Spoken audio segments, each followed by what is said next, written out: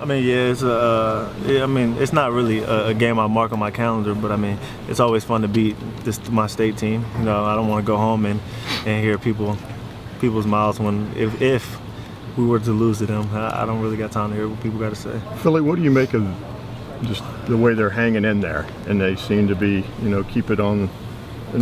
Penn State program's not going to fall off the cliff, given what they've been through.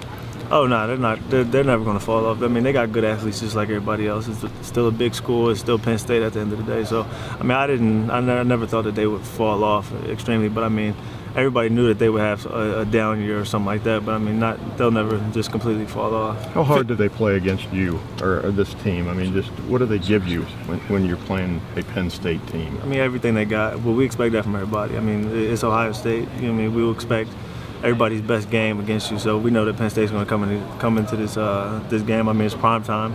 They're going to come in and give us the best game that they played all year. Philly, you lead the team in total catches, but everybody's talking about your blocks last week and your blocks previously and stuff. Where does that come from, that desire or whatever to keep blocking until the play is done? Talk about that a little bit. I mean, just for the love of my team, basically, and the dude that's back there running the ball, me and Carlos. I mean, he's one of my best friends on the team, so a dude that I hang out with almost every day off the field. So I mean, just wanting to do it for him, that's basically why I do it. I mean, I know if I don't, then I probably won't be playing. Is there an art to it? I mean, obviously, I think one of the coaches said that's the first thing I expect from you wide receivers is block and then catch. Mm-hmm. But is there an art to it? I mean, or is it more desire than anything else? Nah. I mean, at the end of the day, it's desire. I mean, it's either you got it or you don't. I mean, if you can't.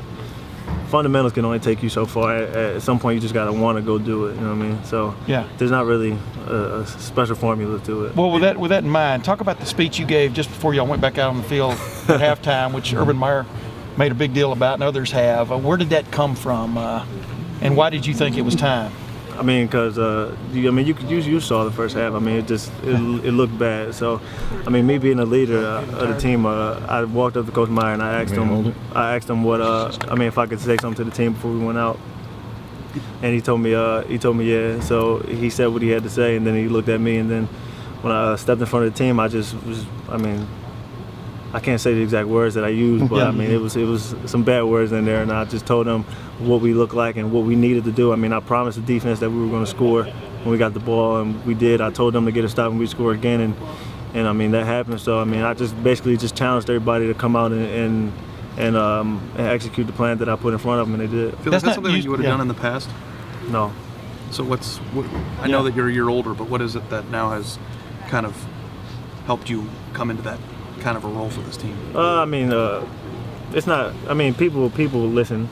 I mean, they listen to me now from DBs to D linemen. I mean, everybody listens to me. So, I mean, in the past, I wouldn't be able to say something to somebody that wasn't in my position or on their offense, or they just wouldn't listen. But now, I mean, offense, defense, specialists. I mean, everybody listens to me now. So I know that I got the power of influence. So I mean, that's why I do it. Yeah, but Urban Meyer doesn't treat it as open mic night, right? I mean, it's he wants something. That doesn't happen every week, does it? I mean, no, because we don't play that bad every week. Yeah.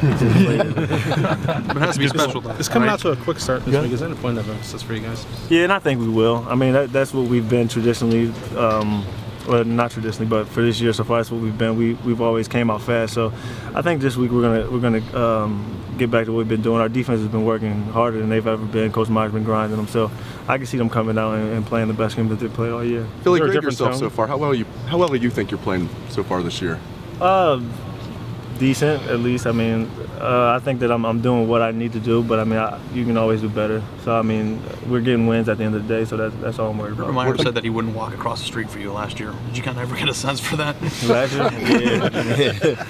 Yeah, we had some bad times last year, but I mean, that's in the past. How much of your development though has kind of been towards working towards that relationship and kind of getting on the same page with your head coach? I think it was just a trust thing at the end of the day. I mean, just now he trusts me way more. I mean, I'm doing everything right now. I'm doing things off the field right.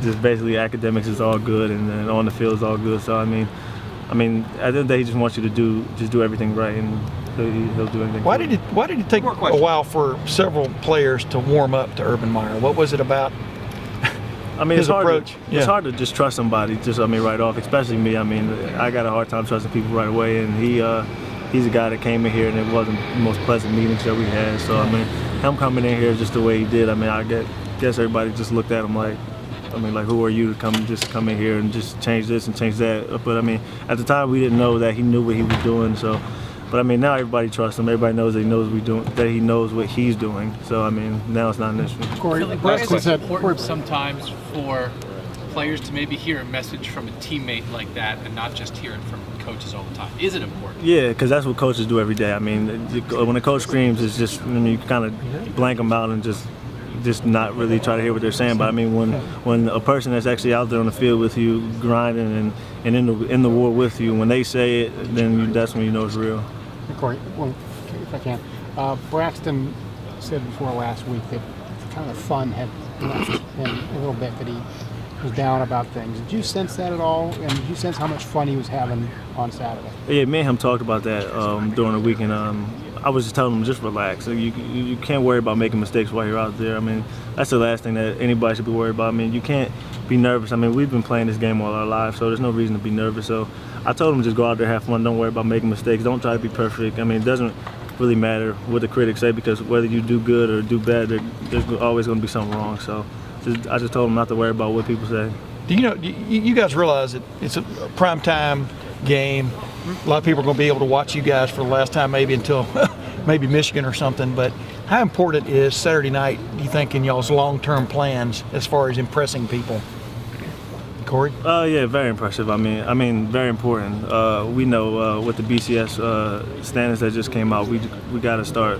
It's got to be more than just beating teams. We got to start doing it like we should. And I mean, I feel like if we come out and do what we normally do, I mean, we've been practicing hard and doing everything that we need to do. If we come out like we've been doing this whole year, then I mean, we'll be able to. But is that a little bit of a burden to, like, not only know you got to win, but maybe win, impressively? Whereas, there's at least one conference where maybe that isn't the case.